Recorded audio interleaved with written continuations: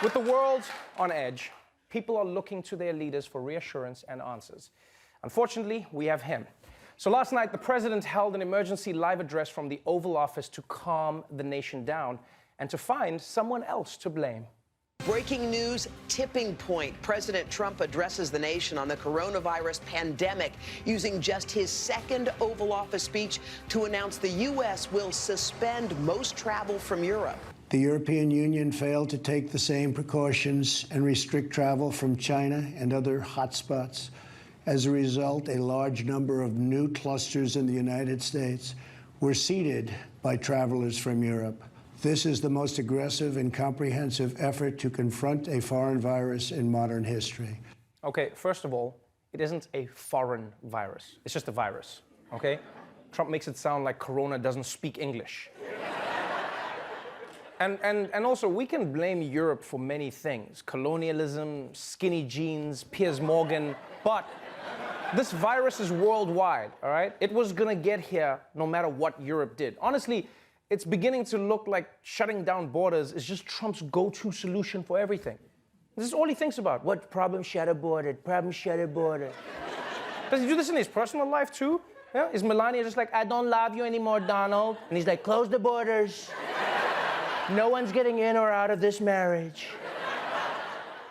Now, Donald Trump's presidential address turned out to be as calming as a pack of fireworks dropped into a bag of cocaine because not only did he surprise everyone with this announcement, but it turns out he almost got everything wrong.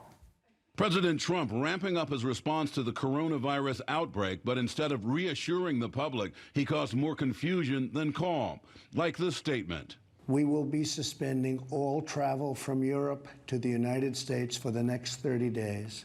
The Department of Homeland Security quickly clarifying, assuring the travel restrictions will not apply to U.S. citizens, permanent residents, and some of their family members. The ban instead would only apply to foreign nationals. Trump caused more uncertainty when he said the restriction would apply to trade. And these prohibitions will not only apply to the tremendous amount of trade and cargo, but various other things. But Trump took to Twitter to clear up that statement, writing, "It is very important for all countries and businesses to know that trade will in no way be affected by the 30-day restriction on travel from Europe. The restriction stops people, not goods." President Trump further jumbled the message when he addressed the health care costs associated with coronavirus. Earlier this week, I met with the leaders of health insurance industry who have agreed to waive all co-payments for coronavirus treatments.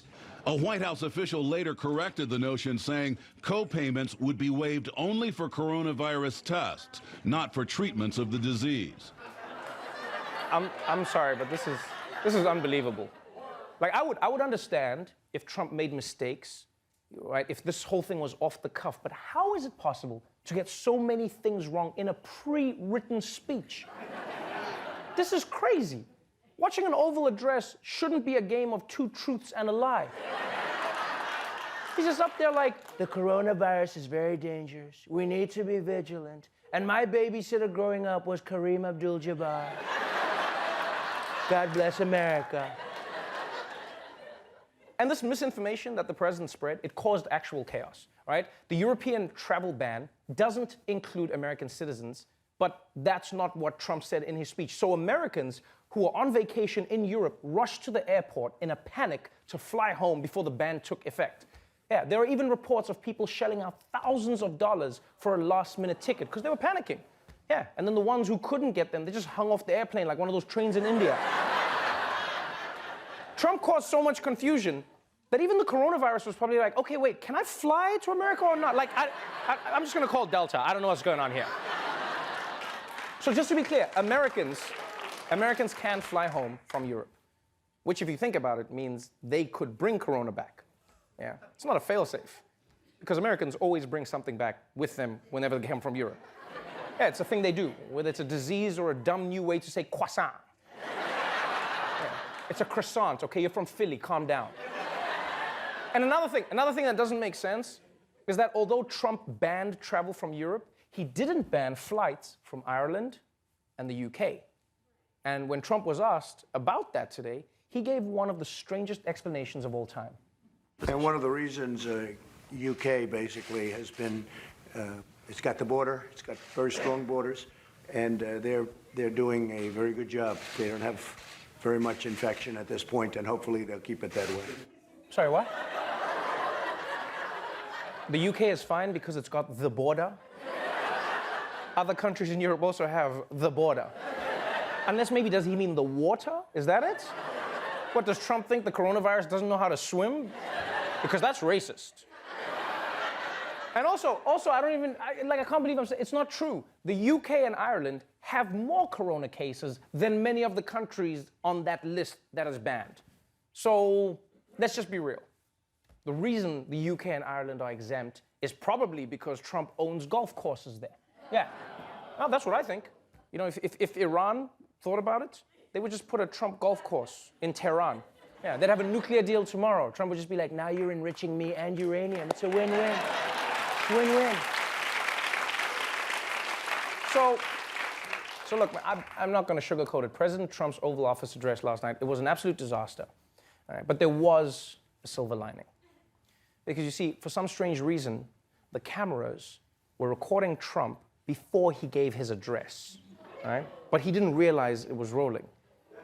And so today, we got to see the real Trump when he's not acting presidential. And honestly, this was pure comedy gold. You want to do this for me, Alex, please?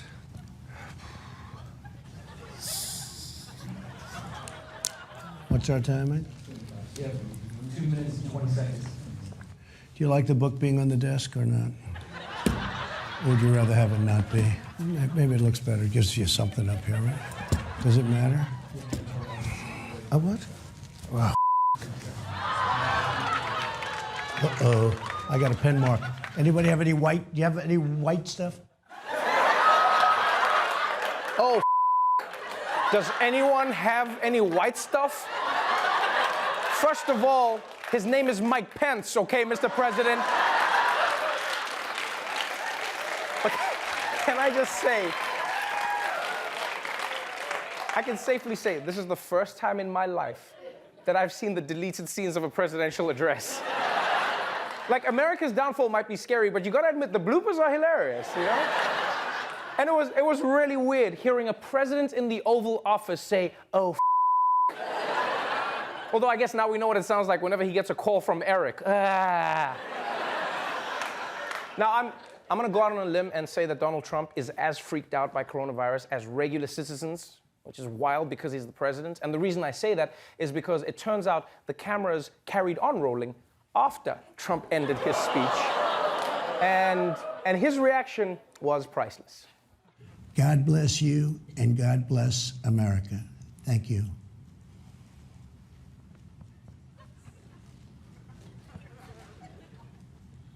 We're clear. Okay? Okay.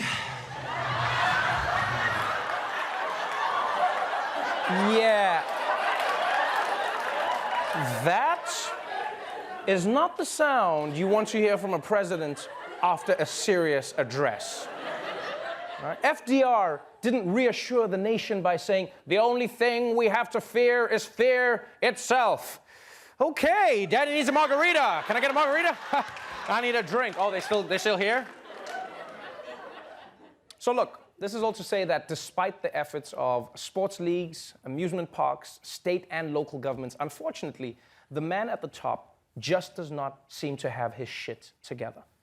And with coronavirus now in full pandemic mode, all I have to say to that is, oh,